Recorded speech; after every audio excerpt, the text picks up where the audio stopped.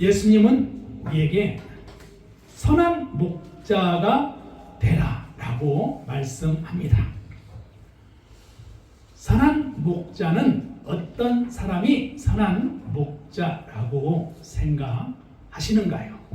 예수님은 여러분에게, 우리에게 선한 목자가 되라고 말씀합니다.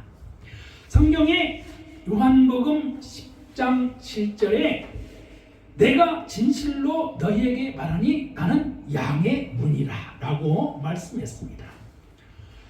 많은 양을 키우는 목자는 양들을 양의 우리에 모아 그리고 양의 소리를 듣고 양의 아픈 소리, 양의 원하는 소리, 양들의 눈을 보면 양이 무엇을 원하는지 목자는 다 압니다. 이렇게 목자는 양에 대해서 모든 바람과 양에 대한 이제 그 원하는 것을 알고 목자는 그 양을 바라보면서 살아갑니다. 근데 예수님께서 나와 우리 모두들이 선한 목자가 되라고 말씀합니다. 선한 목자. 그럼 선한 목자의 반대말은 무슨 말일까요? 악한 목자. 악한 목자는 무슨 일을 할까요? 목자가 악하다는 것은 양을 돌보지 않고 양을 그리고 아프게 하고 양을 슬프게 하고 하는 이 목자가 악한 목자겠죠. 근데 성경에 보면은 양들을 위해서 목숨을 버리는 목자는 선한 목자라고 했는데 싹군 목자가 나옵니다. 싹군 목자는 양도 돌보지 않고 이리가 양을 물어가면은 버리고 도망가 버린다 라고 말했습니다. 그래서 선한 목자가 되어야 됩니다. 이 선한 목자가 되는 일이 쉬운 것 같으면서도 어려운 거라고 생각합니다. 우리가 선한 목자가 되면 우리의 심령이 은혜로 충만한 신앙생활을 할 수 있으리라 여겨집니다. 도둑은 무슨 일을 하는 게 사명인가요? 도둑은 물건을 훔치는 거예요. 담을 넘어갑니다. 그러니까 아무도 모르게 담을 넘어가서 물건을 훔치는 일을 하는 것이 도둑이에요. 그리고 또 죽이는 일을 하는 거예요. 멸망시키는 일을 하는 거예요. 죽이고 멸망시키는 일을 누가 합니까? 사탄이 합니다. 사탄이 하는 일은 죽이는 거, 멸망시키는 거예요. 시험하는 거예요. 이러한 일들을 사탄이 합니다. 그런데 예수님께서는 내가 온 것은 양으로 생명을 얻게 한다. 생명을 주러 오셨다는 거예요. 생명을 얻게 하고 더 풍성하게 한다 하는 거예요.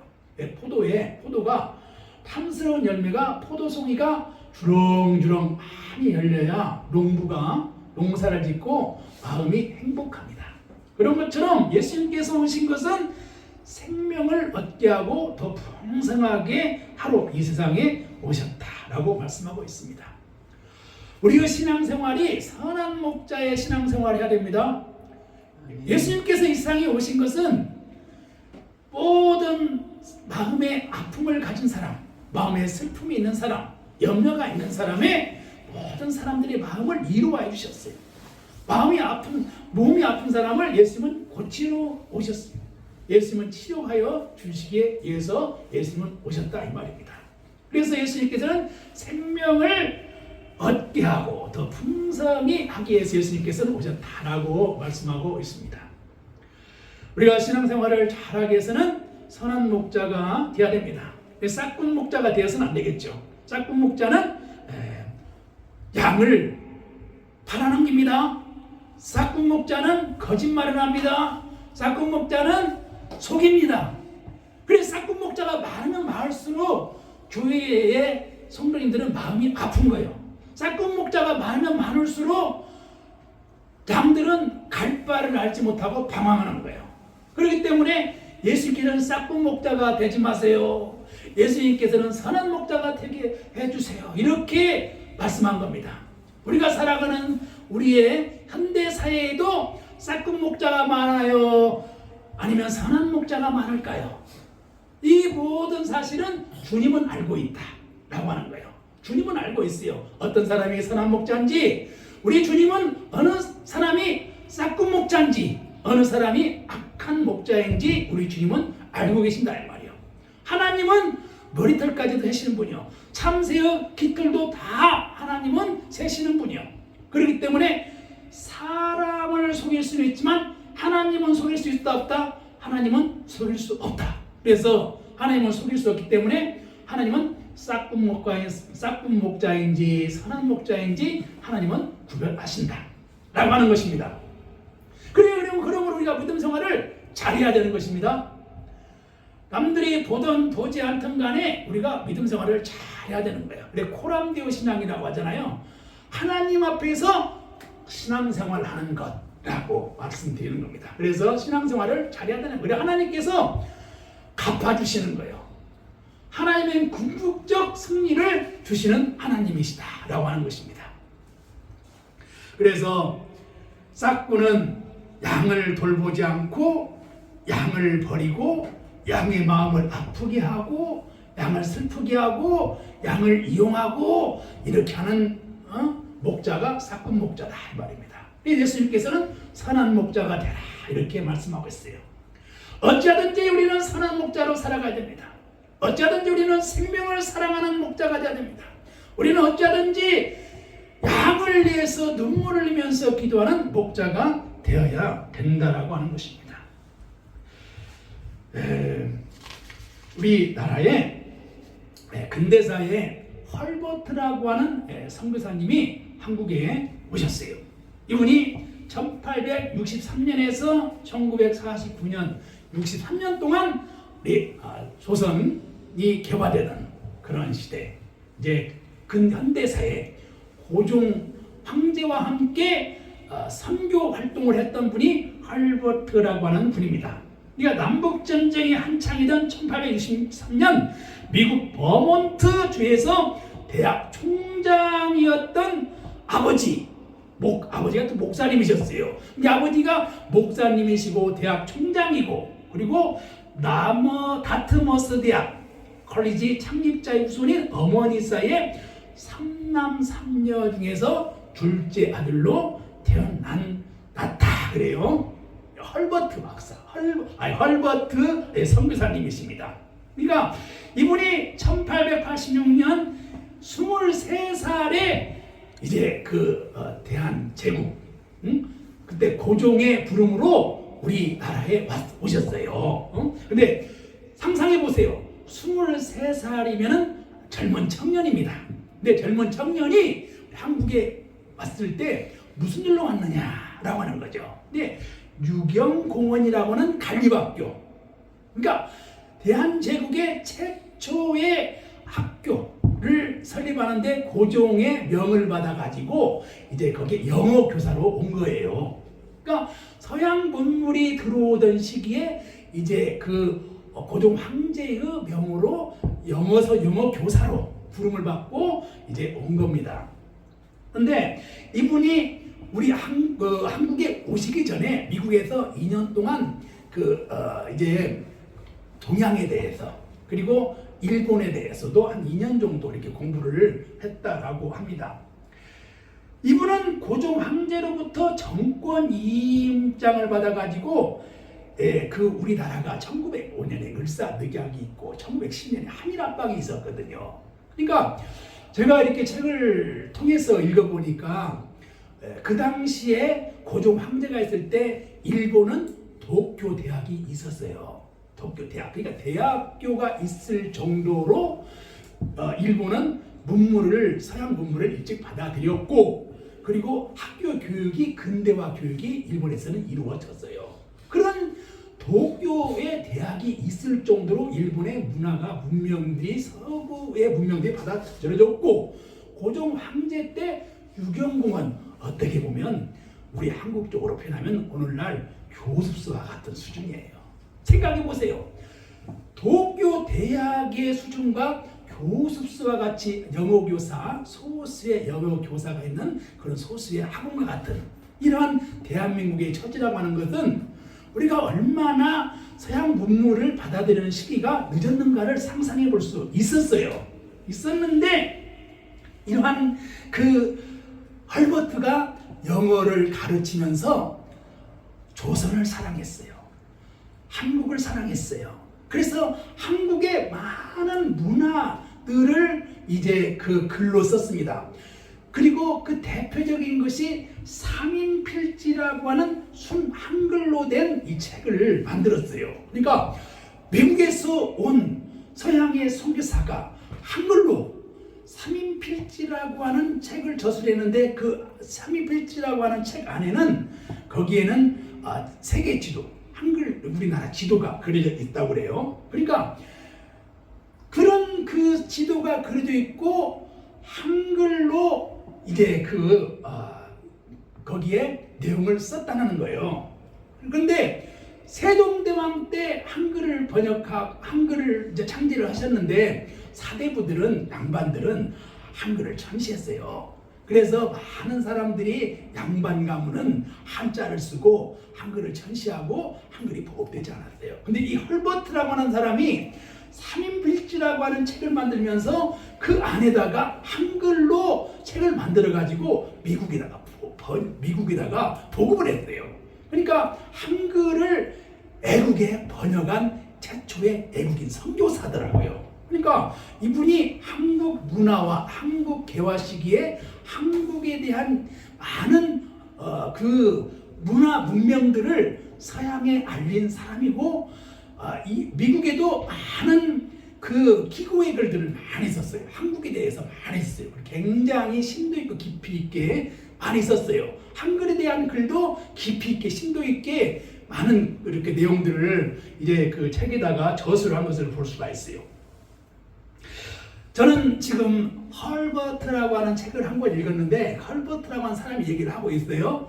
그런데 그 영국의 토머스 선교사가 와가지고 대동강에다가 성경을 던지면서 이제 조선 수군에게 이제 순교를 당합니다. 예? 순교를 당해서 그분은 성경만 던지고 포교 활동을 못하고 이분은 이제 순교를 했어요. 그래서 최초의 선교사가 영국의 토머스 선교사라고 한 분이에요.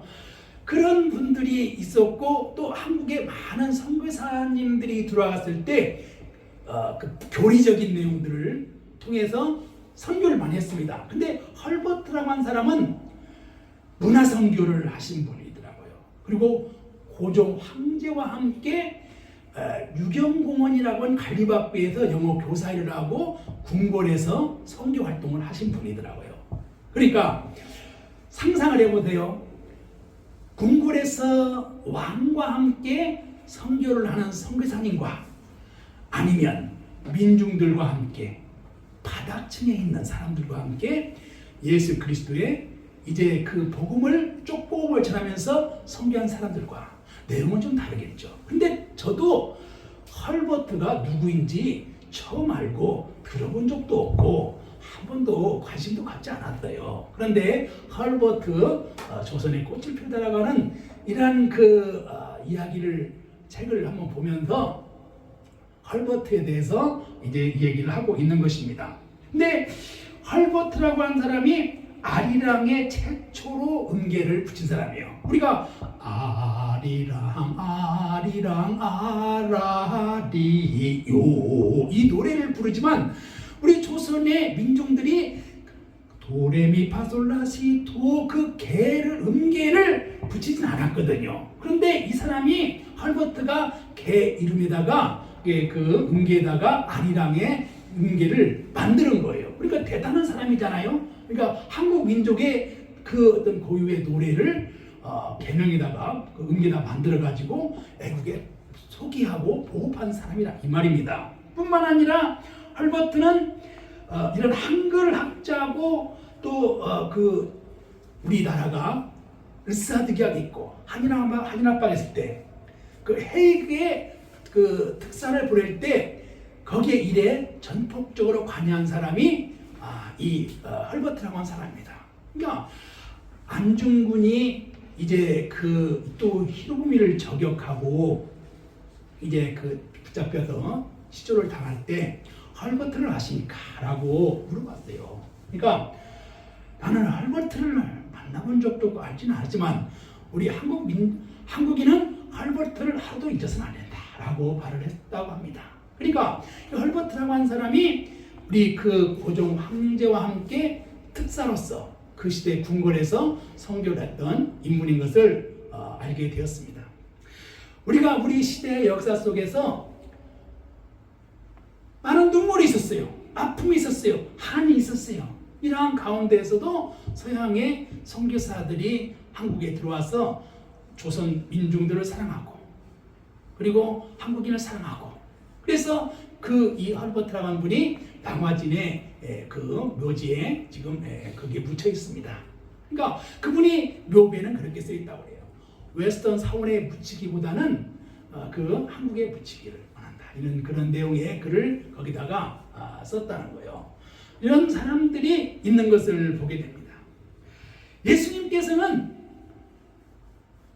가난한 민중을 위해서 가난한 고아와 가난한 이제 그 홀로 살아가는 미망인 그리고 약자들을 위해서 예수님은 그들과 함께 하시는 예수님이셨어요.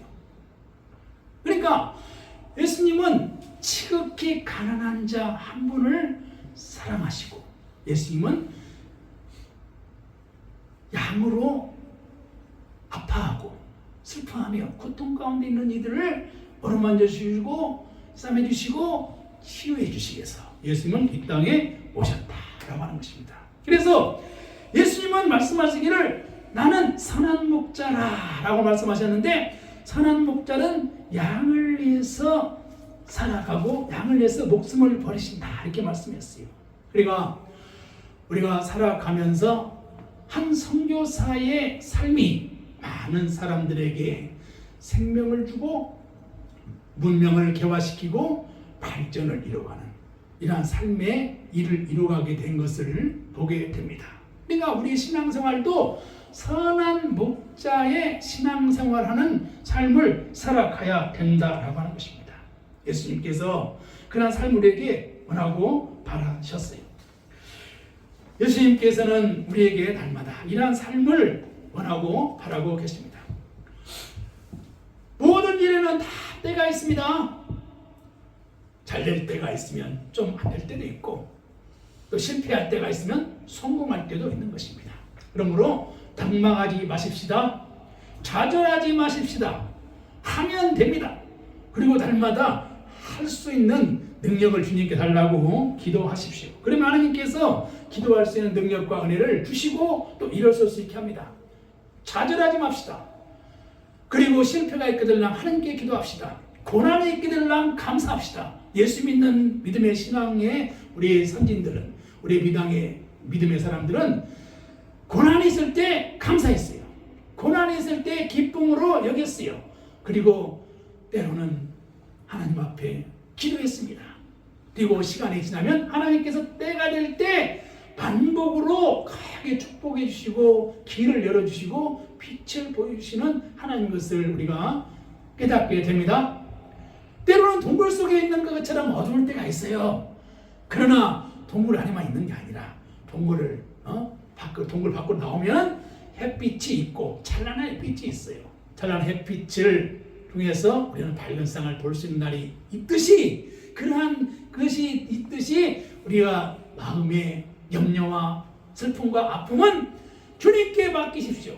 주님께 맡기시면 주님께서 반복으로 하나님께서 길을 열어 주시는 하나님인 것을 우리가 깨닫고 살아가야 되는 것입니다. 예수님을 보십시오. 십자가 앞에서 12제자와 함께 성찬을 합니다. 이 잔은 내 피요 떡을 주시면서 이 떡은 내 몸이라고 말씀하셨습니다. 이렇게 떡과 잔을 제자들과 함께 마시면서 십자가 앞에서도 감사하면서 하나님 앞에서 하나님 말씀으로 하나님 은혜로 삶의 모습을 보여주신 예수님을 믿고 우리가 살아가야 되는 것입니다. 날마다 범사에 감사함으로 살아갑시다. 은혜로 살아갑시다.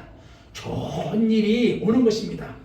우리 예수 믿는 사람들은 고난이 있을 때 이 고난이 나에게 왜 왔는가 가만히 하나님께 묵상하며 기도할 수 있는 은혜를 누리시기를 기도합니다. 그러한 기도를 통해 하나님께서 길을 열어주시는 것입니다.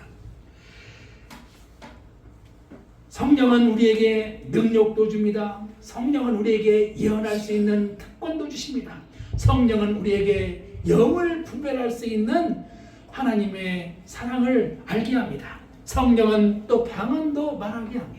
성령은 또 방언도 통역하게 합니다. 이러한 모든 이러한 일들이 한 성령이 그의 뜻 안에서 모든 사람들에게 공급되어지는 것입니다. 그런 성령이 파이프라인과 같이 예수 그리스도의 보혈의 피로 흐르는 능력으로 우리에게 다가오는 것은 우리의 마음이 예수 그리스도에 향할 때, 예수 그리스도께 다가갈 때, 주님을 바라볼 때 주님께서 역사하신다 이 말입니다. 떨기나무에서 모세가 들었던 음성이었어요. 모세야, 모세야, 내가 있는 땅은 거룩한 곳이니 신발을 벗어라. 그리고 저 통하고 저 부르짖는 애굽의 민족의 그 히브리인들에 가서 그들을 야의 이름으로 애굽에서 건져내라. 사명을 주셨어요. 이 사명 모세가 뭐라고 말했어요? 나 같은 늙은이를 어디에 쓰시려고 합니까? 나 같은 늙고 몸 약하고 내가 도대체 무슨 일을 할 수 있겠나이까? 나는 아무 쓸모도 없습니다. 다른 사람을 부르세요. 어찌하여 이 나이에 나를 부르시나이까? 라고 했지만 하나님께서 광야에서 40년을 훈련을 시키시고 광야에서 하늘과 그리고 광야에서 파리산에서 달 보고 계시는 하나님께서 떨기나무에서 애굽에 있는 부르짖는 고통에 있는 민족을 구원하라 라고 하는 사명을 모세에게 주셨다 이 말입니다. 어쩌면 우리가 신앙생활할 때 그 모세가 광야에서 생활할 때와 같은 그 신앙의 아픔과 슬픔과 고통이 있을 때가 있습니다. 그러나 떨기나무에서 부르시는 하나님인 것을 우리가 바라보시고 오늘의 우리의 교회와 우리의 신앙의 약함과 어찌하여 나에게 이런 시련을 주시나이까? 어찌하여 이렇게 가난하게 살게 하십니까? 하나님 두렵습니다. 모든 걸 포기하고 싶습니다. 모든 걸 내려놓고 싶어요. 때로는 하나님이 원망스럽습니다. 기도해도 안 되는 거리요. 이러한 인간적인 생각들이 끊임없이 밀물처럼 다가옵니다. 그러나 하나님께서는 궁극적으로 모세야 모세야 내가 서 있는 땅에 신발을 벗어라. 내가 가야 한다 라고 말씀하시는 하나님의 것을 우리가 성경에서 보지 않나요? 그러한 사명을 우리에게 주신다 이 말입니다. 예언자들을 부르신 하나님, 예레미야를 부르신 하나님, 예레미야야 예레미야야 사명을 감당해라. 나는 아이입니다. 나는 말을 할 줄 모릅니다. 나는 어린아이입니다. 예레미야를 불러 쓰십니다. 하나님께서는 부족하면 부족한 대로, 하나님은 약하면 약한 대로 부르셔서 사용하시고 하나님의 능력대로 하나님은 선한 목자로 만들으셔서 능력 있게 주의를 행하시는 하나님 것을 믿으시기를 바랍니다. 범사에 다 기한이 있고 범사에 다 때가 있는 것입니다. 하나님은 무질서의 하나님이 아니십니다. For God is not a God of disorder but of peace. 하나님은 화평, 평화의 하나님이신 것입니다. 우리가 살아가면서 늘 이렇게 지혜롭게 살아가야 되는 것입니다. 전도자가 말합니다.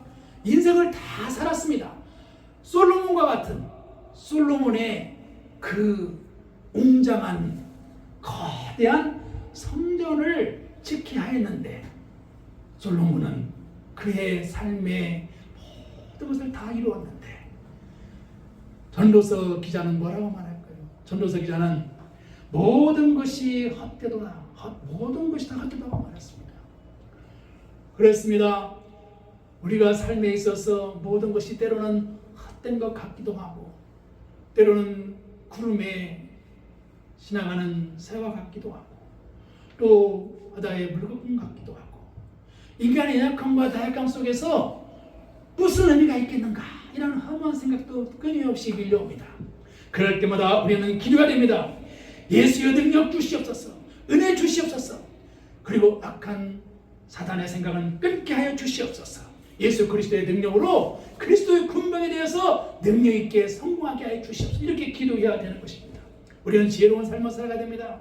우리 상황에서 날마다 우리는 많은 삶의 선택을 해야 됩니다. 무엇을 선택해야 될까? 늘 생각을 합니다. 성경은 말합니다. 전도서 7장 2절에 말합니다. 초상집에 가는 것이 잔치집에 가는 것보다 낫다고 했습니다. 그렇습니다. 비록 잔치집에는 우리가 참석하지 못하더라도 초상집에는 우리가 참석해서 아픈 사람의 마음을 이루할 수 있는 삶을 살아가야 되는 것입니다. 지중해 바다가 아주 푸른 물결로 이제 바람이 불으면 넘실거립니다. 이제 지중해 바다 물결 보셨어요? 지중해 바다 물결을 봤어요. 근데 그 장렬한 그 태양빛 아래 지중해 바닷가, 여기에 한때 로마 시대에 그 지중해 패권들이 일어났을 때 로마 시대에 지중해 패권들을 이제 갖기 위해서 뭐 전쟁들이 많이 일어납니다. 그 대표적인 또 전쟁 중에 한 전쟁이 카르타고의 그 하니발 장군이 로마와 전쟁을 합니다. 카니발이라고 하는 이 카르타고의 장군이 로마와 전쟁을 하기 위해서 어디를 넘어갔어요? 알프스 산을 넘어갔어요. 알프스 산을 넘어갈 때 군사들만 넘어가는 것이 아니라 코끼리 떼를 이제 막 데리고 알프스 산을 넘어갑니다. 알프스 산 가봤어요? 알프스 산 가면은 거기에 눈이 막 산이 막 이렇게 융프라고 눈이 쌓여있다고, 눈이 쌓여가 있을 텐데 그런 산을 어떻게 넘어가요? 근데 코끼리를 데리고 알프스 산맥을 넘어가는 거예요. 그러니까 코끼리가 막 그 알프스 산을 넘어가다가 길이 미끄러져 가지고 코끼리가 넘어지기도 하고 병사들이 그 추위에 막 쓰러지기도 하고 산 올라가면서, 그런데 그 산을 알프스 산을 넘어가는 거예요. 넘어가 가지고 로마와 전쟁을 합니다. 근데 그 한니발이 아주 지혜로운 명장이었어요. 로마와의 전쟁에서 혁혁한 승리를 거둡니다. 이게 로마의 그 대제국에 많은 병사들이, 많은 장군들이 한니발을 이름만 들어도 벌벌 두루를 떨 정도로 그랬습니다. 그래서 전쟁에서 승리한 인물 중에 하나가 카니발이라고 하는 사람입니다. 우리가 거대한 나의 시련 앞에서 우리가 두려움을 갖지 말아야 되는 것은 할 수 있는 특권, 기도를 우리에게 주님께서 주셨다라고 합니다. 그럼 우리가 삶에서 날마다 기도할 수 있는 특권을 누려야 되는 것입니다. 예수 그리스도 안에서 기도하면 됩니다. 기도로 승리하시기를 바랍니다. 나폴레옹이 알프스를 넘을 때 유명한 명언을 남겼어요. 다 아시잖아요. 나의 사전에는 뭐가 없다? 불가능은 없다. 유명한 명언을 남겼어요. 이러한 나폴레옹도 알프스를 넘어가면서 나의 사전에는 불가능이 없다고 말했어요. 불가능을 가능케 하시는 능력을 우리가 받아야 됩니다. 그러므로 우리는 늘 믿음 안에서 할 수 있는 믿음의 신앙을 가지고 도전하면 할 수 있는 것입니다. 우리 한국 사회에 세계적인 노벨 문학상을 받으리라고는 사람들이 이제 생각하지 않았습니다. 그런데 우리 한국 사회에 한강의 노벨 문학상이 수여되는 이런 현실이 되었습니다. K-문학이 세계적인 중심 문학으로 등장했습니다. 이렇게 한국의 K-문학, K-푸드, K-팝, 모든 한국의 K가 들어가는 모든 일은 세계적으로 이제 부상하게 되었습니다.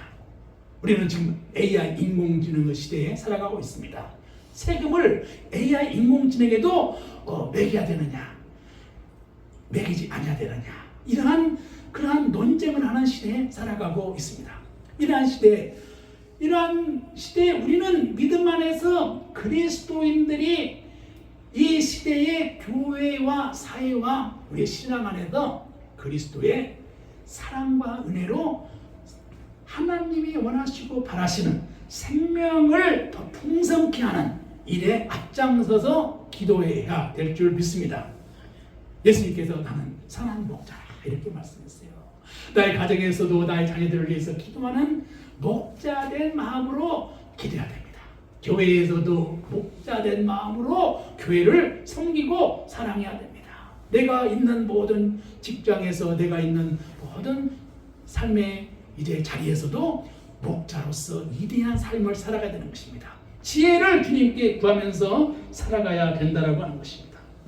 날마다 살아. 영화 이런 영화가 있더라고요. 냉정과 열정산이라고 하는 영화가 있어요. 보셨어요? 근데 냉정과 열정이라고 하는 영화에 그 영화를 보면은 그 어떤 젊은 남자와 여자가 이제 등장합니다. 근데 배경이 이탈리아 베네치아예요. 근데 베네치아의 도시의 그 건축물이 이제 약간 그 주황색으로 된 건물로 되어 있어요. 약간 그 스페인식 건물, 좀 이런 그 건물들이 그런 고전 안틱한 그런 건물이잖아요. 근데 그 도시 한복판에 그 큰 성당이 있어요. 성당이 그 이제 그 탑이 있잖아요. 탑이 있는데 탑이 동으로 되어 있어요. 둥근 모양의 탑. 근데 그 탑에서 이제 만나자 해가지고 오랜 세월 동안 그 각자 생활을 하면서 그 돔을 보는 거예요.